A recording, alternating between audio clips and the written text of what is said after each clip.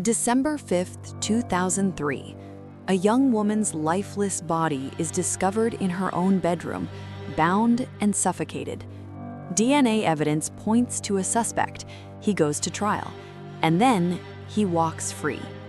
This is the story of Noritta Samsudin, a case that shocked Malaysia and remains unsolved to this day. In 2003, Malaysia was still reeling from the brutal murder of Kanny Ong, a case that had gripped the nation just months earlier. But as the year drew to a close, another tragedy would shake the country to its core. Noritta Samsudin was 22 years old. She worked as a company executive and modeled part-time. She was young, ambitious, and full of life. Living in Kuala Lumpur, she shared an apartment with housemates in an upscale neighborhood. Everything seemed normal until the morning of December 5th, when her housemates returned home to a scene no one should ever witness. This is a story about unanswered questions, forensic evidence that pointed in multiple directions, and a legal system that left a family without closure. This is the case of Noritta Samsudin. Noritta shared a rented condominium in Puncak Prima Galleria, located in the neighborhood of Desa Sri Hartamas. On the night of December 4th, her housemates had gone out for the evening. When they returned early the next morning, something felt immediately wrong. They found Noritta's bedroom door closed. Inside, they discovered her body lying on her bed.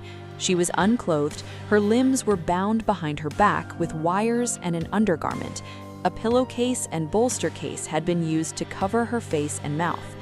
Her housemates, in shock and panic, desperately tried to resuscitate her. When they realized it was too late, they called the police. Authorities arrived to a scene that raised more questions than answers. There were no signs of forced entry, no windows had been broken, no doors had been kicked in, and nothing appeared to be stolen. This wasn't a robbery gone wrong. This was something far more sinister. According to the post-mortem report, Noritta had either been sexually assaulted or engaged in sexual intercourse before her death.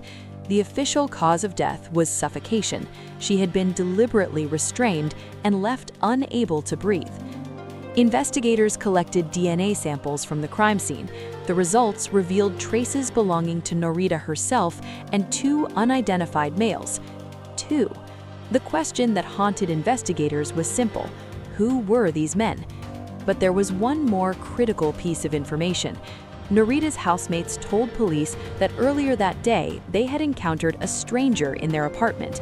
He was described as tall and dark-skinned, with a strong, noticeable body odor.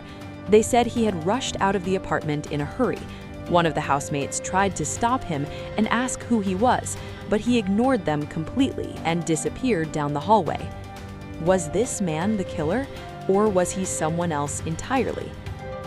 As the investigation unfolded, authorities began questioning several individuals: Noritta's boyfriend, her housemates, a Finnish national who had been in contact with her, security guards at the condominium. Each person was scrutinized, each alibi was checked, and then one name rose to the top: Hanif Basri Abdul Rahman. He was 36 years old, an engineer working for the Shah Alam City Council, and according to investigators, his DNA was found in Noritta's room. A security guard at the condominium testified that Hanif was a regular visitor. He had been seen with Noritta on multiple occasions, often late at night. Investigators believed he was the last known person to be with her before her death. Based on this evidence, Hanif was arrested and charged with murder under Section 302 of the Penal Code. If convicted, he would face the death penalty. To Noritta's family and to the public, it seemed like justice was finally within reach. But the trial that followed would take a shocking turn. On July 1st, 2004, after a lengthy trial, the High Court made a decision that stunned everyone. Hanif Basri Abdul Rahman was acquitted without even being called to present his defense. The presiding judge, Datuk Abdul Hamid Embung, ruled that there was insufficient evidence to proceed. He pointed to what he called numerous holes in the prosecution's case. The evidence, he said, simply didn't add up. Most notably, the judge referenced two mysterious men linked to the murder.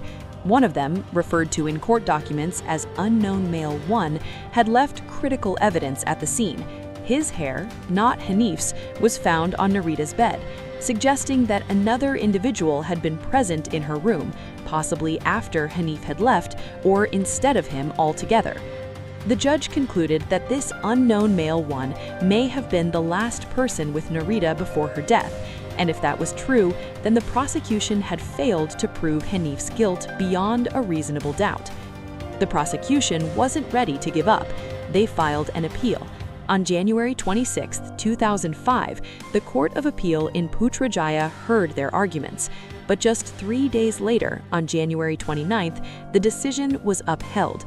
The court unanimously agreed that the prosecution had not established a strong enough case. Hanif Basri Abdul Rahman walked out of court a free man. Noritta's family was devastated. Her mother, speaking from the family home in Poko Sena Kedah, said she would continue to pray that her daughter's killer would one day be caught. Only God and that person know the truth. To this day, Noritta Samsudin's murder remains unsolved. The killer, or killers, are still at large. In 2006, Malaysia's then Deputy Inspector General of Police, Tan Sri Musa Hassan, announced that authorities wanted to continue investigating unsolved, high-profile cases like Noritta's for another 20 years. A special committee was formed to evaluate cold cases and seek new leads. Police urged the public and the victim's family to come forward with any fresh information.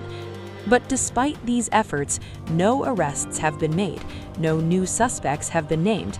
The identity of Unknown Male 1 remains a mystery, and the man with the strong body odor who was seen fleeing the apartment, he was never found. Noritta's mother later shared a small personal memory of her daughter. She said her daughter's favorite food was kitam masak lemak, crab cooked in coconut milk. She remembered her daughter as gentle, caring, and kind, a simple memory, a reminder of a life cut tragically short. The case of Noritta Samsudin is a haunting reminder that not every crime ends with justice. For her family, the pain never fades. The questions never stop. Who killed Noritta? Was it Hanif, despite his acquittal? Was it Unknown Male 1? Or was it the stranger who fled the apartment that morning? We may never know. What we do know is this: a young woman's life was taken far too soon, and somewhere out there, someone knows the truth. If you have any information about this case, or if you know anything about the events of December 5, 2003, authorities in Malaysia are still listening. What do you think happened that night? Do you believe the right person was charged, or do you think the real killer is still out there? Let us know your thoughts in the comments below. If you want to explore more unsolved cases and deep dives into the world's most mysterious crimes, make sure to subscribe to the channel and hit the notification bell so you never miss an episode. This is The Dark File. Until next time, stay curious, stay safe.